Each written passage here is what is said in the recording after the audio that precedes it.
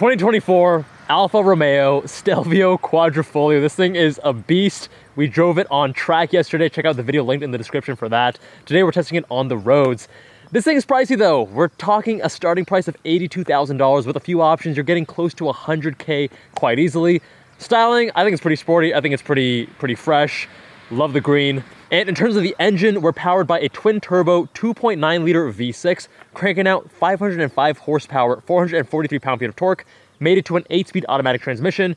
It weighs in around 4,300 pounds. All-wheel drive comes standard. We do have adaptive suspension as well. Also gotta say, these wheels do look pretty good. Pirelli P0 tires, 255 section width in the front, 285 in the rear, 20-inch wheels all around. And the thing is rated at 0 to 60 in 3.3 seconds. Why you need it in a compact CUV, I don't know, but why the hell not? And now let's see how she drives.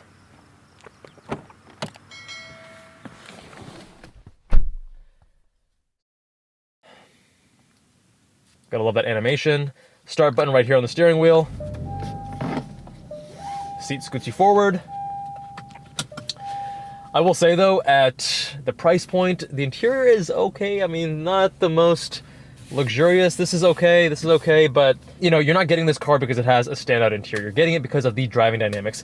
We have a few different drive modes here. A is advanced efficiency, N is natural, D is dynamic, and then you hold it to the right for race. And in each of those modes, you can also adjust the adaptive dampers here by pressing this button in the center. So soft. We're gonna start with this in natural because who cares about advanced efficiency? There we go, get into drive, and we're off. I really gotta say, I'm not a huge fan of column-mounted shifters. When you're driving it, I mean, you should be driving 9 and 3 with your hand position, and then if you need a mid-turn change gears, you're like, oh shit, I gotta move my hand. So, anyways, let's start in natural, see how she drives. You can tell it's definitely sporty. You are feeling a good amount through the chassis, but it's still comfortable. It's not overdamped, it's not harsh. It's not too loud. But it definitely feels lighter than 4,300 pounds. My CX-50 is under 4,000 pounds.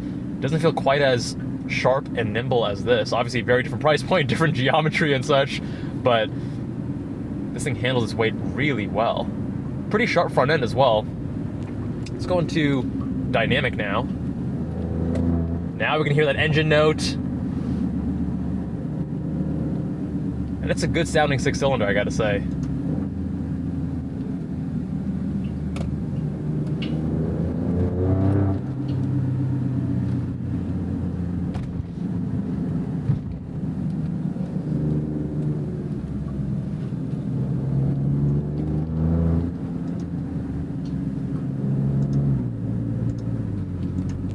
The shifts, when you're not driving it aggressively, they're a bit slow, as you can tell.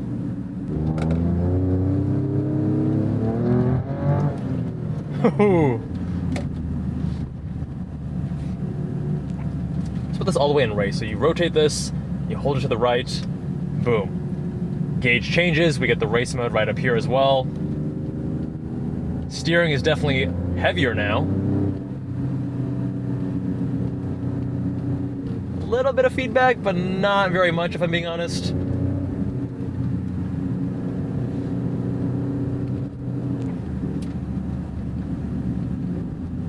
Steering is actually still a little bit too light, in my opinion. The burbles and the cracks.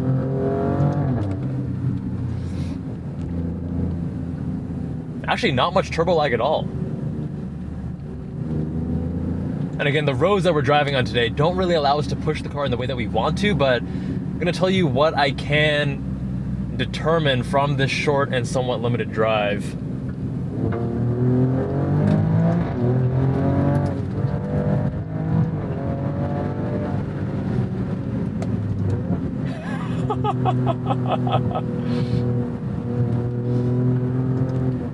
Yeah, steering's not really loading up as you get weight over the front tires, but I mean, this thing is just so dynamically competent in a CUV that it's practical, right? You can drive this every day. It's comfortable when you need it to be comfortable and quiet, and then when you flip a switch, bam, it's a totally different vehicle. Multiple personalities. Love that. Absolutely love that.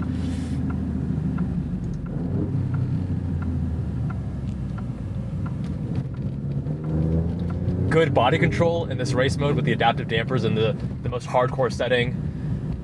You gotta remember, these are higher up vehicles. When you don't have much squat or dive or roll, it's impressive, right? They did a good job.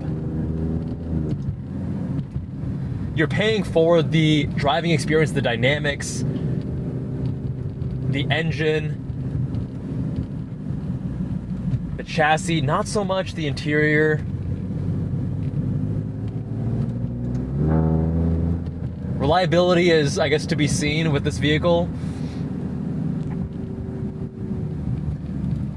But if you need that family, I shouldn't say family hauler because this is too small to be a family hauler, but if you need more practicality than a sports sedan, let's say that, and you still want to enjoy your daily commute, not a bad option, man. Not a bad option at all.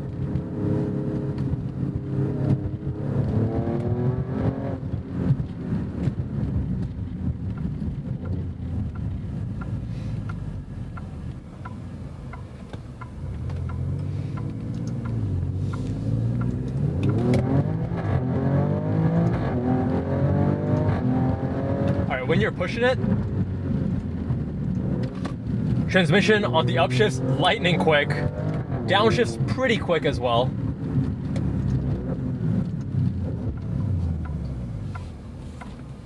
Brakes are nice and grabby, like they feel sporty, you know? This car is very congruent. You look at the various elements of the driving experience, the engine, the transmission, the steering, the inputs, the brakes, the throttle, and it feels cohesive. And I really like that about vehicles, because then you really limit the learning curve. You just hop in and you know what to expect and you don't have to think about it. It becomes a little bit more natural when you're driving it. And the experience overall feels a little bit more, again, cohesive, right? It doesn't feel fragmented. It doesn't feel like, oh man, I wish the brakes were a little bit more aggressive or bitier. This is a sports CUV, right? And it's actually really fun to drive. If I needed a small daily at this price point, I mean, and I want to prioritize the driving experience over anything else, not a bad option.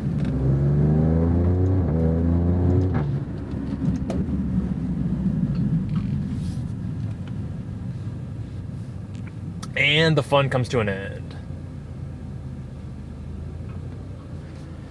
Which is why we put it into natural mode. And now we just chill and cruise along at 10 miles an hour behind this little Bobcat. I can see a lot of people complaining about the price of this vehicle because, you know, the interior, there's a few issues with this car at $80,000 to $100,000. The other main competitor you'd be considering is, of course, the Porsche Macan, but I don't think that feels quite as special. And part of that is just the philosophy of the Germans, right? They're a little bit more serious, more like, hey, let's get the performance out of this vehicle. And that vehicle is also incredibly impressive from a chassis dynamics and performance perspective. In terms of what trim level of Macan would most directly compete with this, I mean, you can go, there's such a wide range of Macans, just as there is a wide range of Stelvios as well. This competes most directly with the Macan GTS, which starts at $89K, but you add a few options, that goes up really quick. And better build quality, better reliability, better interior in that vehicle, if I'm being honest. But this feels a little bit more special and emotional, whereas the Germans are more, hey, by the books, let's do this cleanly with precision and with performance in mind. The Italians want to be a little bit more flamboyant and have a good time. My friends, what do you think of the Alfa Romeo Stelvio Quadrifoglio? Let me know with a comment down below. Much love, and I'll see you in that next one.